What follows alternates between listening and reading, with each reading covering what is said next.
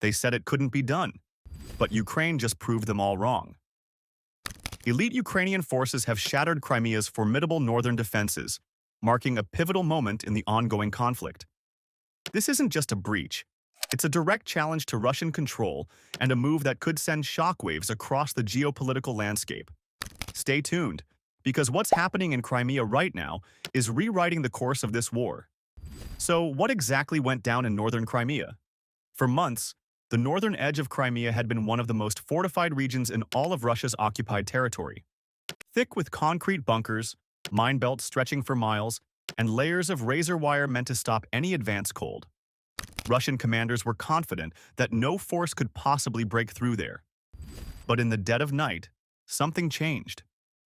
Ukrainian reconnaissance teams, working silently for weeks, began mapping every trench, gun position, and patrol route.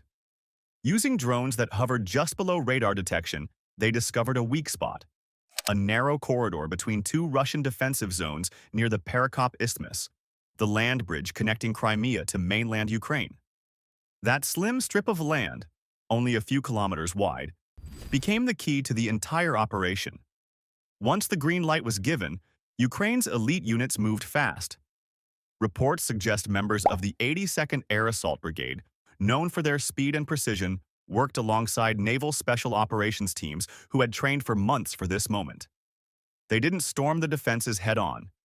They slipped through under the cover of darkness, using electronic warfare to jam Russian communications and drones to blind enemy sensors. Explosions followed in quick succession as Ukrainian engineers cleared minefields with specialized breaching vehicles and precision artillery. Within hours, Russian outposts along the first defensive line were either overrun or abandoned. What had once been a fortress zone turned into chaos. Russian troops, unsure where the attack was coming from, scrambled to regroup as Ukrainian assault teams fanned out, widening the breach. By sunrise, the impossible had happened. Ukrainian flags were seen flying on captured Russian positions north of Armyansk, a town long considered the gateway to Crimea. The Perekop Isthmus, once Russia's natural barrier, was no longer holding. It wasn't just a tactical gain, it was a symbolic crack in the armor of what Moscow had called untouchable territory. And that's where the real story begins, because what Ukraine managed to do that night didn't just break a line on the map. It broke a myth. So how did Ukraine manage to pull off something so daring and so flawlessly? The answer lies in one word: precision. Every move was calculated, every step rehearsed. This wasn't a wild charge into enemy fire. It was a chess match played in real time, with Ukrainian commanders several moves ahead. For weeks before the assault, Ukraine had been shaping the battlefield. Diversionary attacks lit up different sections of the southern front, from Zaporizhia to Kherson, making Russian forces guess where the real hit would come. Convoys were seen moving east, artillery fire intensified near Melitopol, and Russian reconnaissance drones were fed false signals. While Moscow's attention was fixed elsewhere, Ukraine's elite teams were already creeping closer to Crimea's northern border under the cover of silence. When the operation began, it was over before Russia even realized what was happening. Ukrainian electronic warfare units jammed communications, cutting Russian troops off from their command posts. Drones buzzed overhead, relaying live video feeds back to mobile control centers.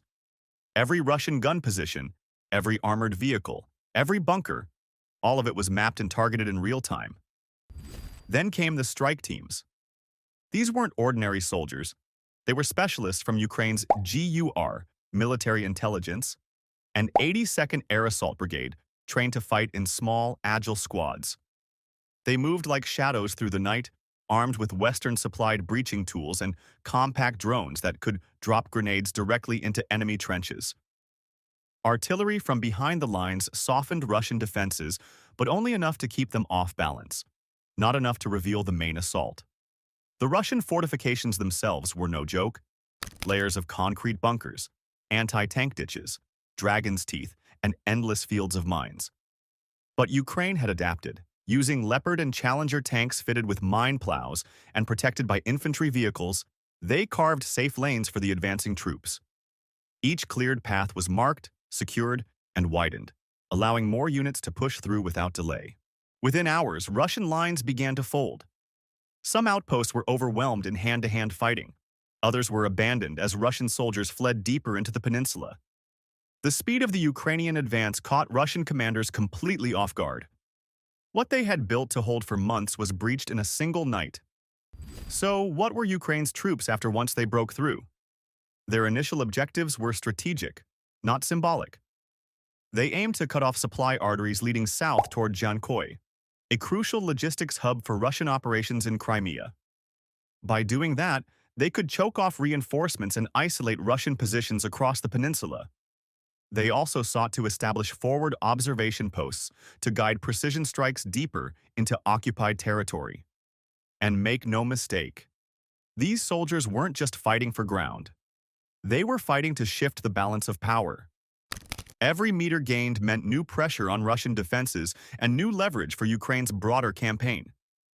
But breaching the line was only the beginning. The real test, and the real message, came next. What happens when Russia's strongest defense starts to crumble?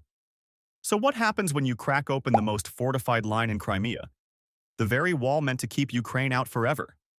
The answer: everything starts to shift. This breakthrough isn't just about a few kilometers of ground.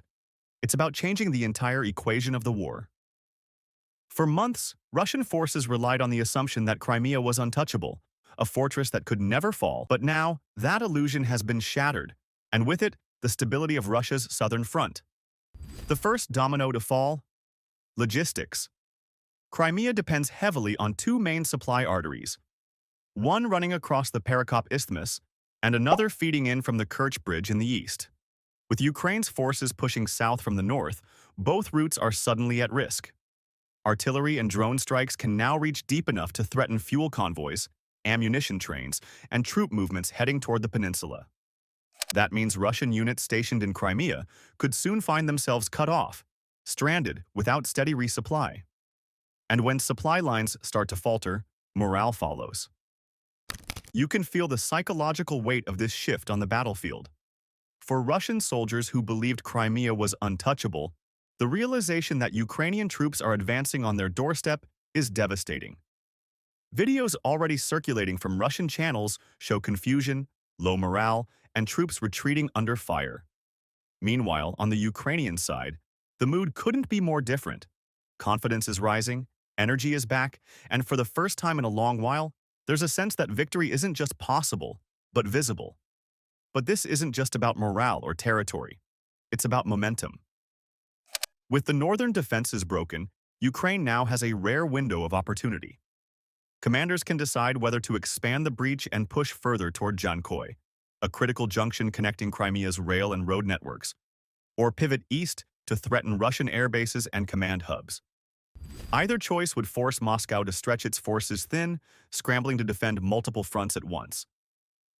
And that's exactly what Ukraine wants, to make Russia play defense everywhere, all the time.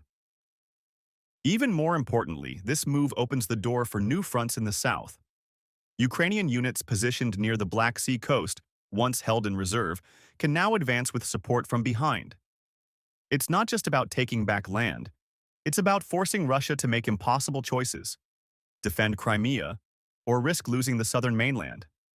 In military strategy, that's called a cascade effect. One success triggering a chain reaction of pressure points. And that's what's happening now. The fall of a few trenches in northern Crimea could end up reshaping the entire southern theater of this war. And as Ukraine's forces tighten their grip on these new footholds, one question begins to echo across both sides of the front line. How will Russia respond? And how far is Ukraine willing to go? So now that Ukraine's inside the gates, how is Russia reacting? Wait a second. If you are new to this channel and you like what you see and hear, please subscribe, like, and join the conversation below. If you're not convinced yet, subscribe and tell us how we can earn that click. We're all about getting better together. Let's move on. Almost immediately after reports of the breach, Moscow went into crisis mode. Russian commanders ordered emergency redeployments, pulling units from Kherson and Zaporizhia to reinforce Crimea's northern corridor. Satellite images began showing convoys of armored vehicles rushing south, while Russian aircraft circled overhead, launching wave after wave of airstrikes in an effort to slow Ukraine's advance. But here's the catch. These counterattacks, though fierce, are scattered and reactionary. Ukraine's lightning-fast maneuver left Russian command struggling to keep pace. Their communication networks are strained, their logistics lines are threatened, and their defensive plan, the one built for months, has already been compromised. Inside the Kremlin, the political shock is just as severe. Crimea isn't just another piece of land to Moscow, it's the crown jewel, the territory Putin has used for years to symbolize his strength and success. Losing ground there, even a few kilometers, shatters that image. So, Russia now faces a difficult dilemma.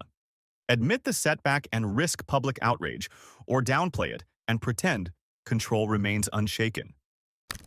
Early state media broadcasts are already spinning the event as localized skirmishes, but on the ground, the reality tells a different story. At the same time, Ukraine's leadership isn't wasting a second. President Zelensky and his top generals have long declared that the war won't truly end until Crimea is back under Ukrainian control. And now, for the first time, that goal doesn't feel like a distant dream. It feels tangible. Military analysts believe Kyiv's current objective is not necessarily to capture the entire peninsula immediately, but to soften it, to make it militarily unmanageable for Russia. That means targeting command posts, radar stations, and airfields that supply Russian operations across southern Ukraine. Every strike inside Crimea chips away at Russian control and strengthens Ukraine's bargaining power. And beyond the battlefield, the psychological tide is turning. For millions of Ukrainians, this breach carries deep symbolic weight. Crimea, once seen as lost forever, is now within reach. Social media is flooded with messages of hope and pride. Soldiers smiling beside captured Russian trenches, flags raised on liberated soil. But Ukraine's ambitions go beyond symbolism. They know Russia won't give up Crimea easily. The next steps will require more than courage. They'll require strategy, patience, and sustained support from the West. Still, the message is clear. The liberation of Crimea has begun, and for the first time in over a decade, Russia's grip on the peninsula is slipping. The question now isn't just how Russia will respond militarily, it's how the world will. Because when a battlefield shifts this dramatically, the ripple effects don't stop at the front line.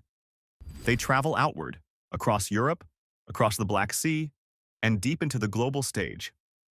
So, what does this breakthrough mean for the rest of the world? The shockwaves from Crimea's northern front aren't just being felt in Moscow or Kyiv, they're echoing through capitals across Europe, Washington, and even Beijing. This isn't just another battlefield update. It's a turning point that could reshape alliances, policies, and the entire direction of the war. For Western nations, the breach is validation. Proof that the billions of dollars in aid, weapons, and training weren't in vain. The images of Ukrainian flags flying over captured Russian bunkers have sparked a new wave of momentum in NATO circles. Talks of accelerating long-range missile deliveries, expanding air defense networks, and even providing modern fighter jets are back on the table. Officials who once hesitated to push further are now seeing results too significant to ignore. And then there's the Black Sea, suddenly more volatile than ever. With Ukraine's advance threatening Russian command posts and airfields in northern Crimea, Moscow's naval presence in Sevastopol faces mounting pressure. Ukrainian drone and missile strikes have already forced parts of the Russian fleet to relocate eastward, and if Ukraine continues to tighten its grip, major shipping routes could be disrupted. That affects not just military operations but global trade, grain exports, energy shipments, and the delicate balance of maritime security in the region.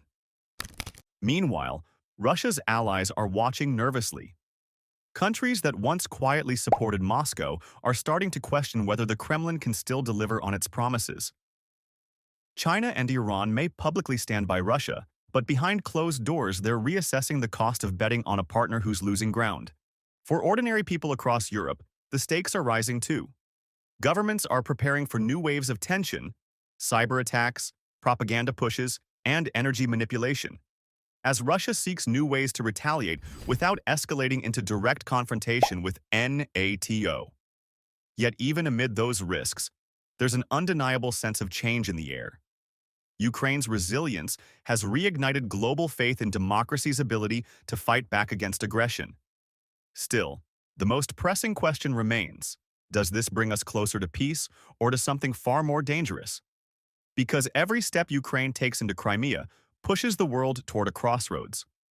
One path leads to negotiation, perhaps even a ceasefire built on newfound Ukrainian leverage. The other leads toward deeper confrontation, one where desperation, pride, and power collide in unpredictable ways. For now, all eyes remain on Crimea, a peninsula once seen as Russia's trophy, now turned into the defining battleground of this war. How is the world reacting to this stunning turn of events? Western allies are watching closely, and with growing enthusiasm. This success could accelerate new waves of military aid, especially long-range systems and air defense support, to ensure Ukraine holds its new positions. The breach also reshapes the balance of power in the Black Sea. With Russian bases in Crimea under threat, their naval operations and control over shipping lanes could face serious disruption. But there's also the risk factor. Any escalation in Crimea strikes at the heart of Russia's strategic pride, raising fears of a broader confrontation. World leaders now face a critical question. Will this moment push the war closer to resolution or into dangerous new territory? Thanks for making it this far. It means you like what we do here at Eurobulletin. We will appreciate if you took 5 seconds to like, subscribe, and leave a comment on your views regarding the topic. See you tomorrow for another video.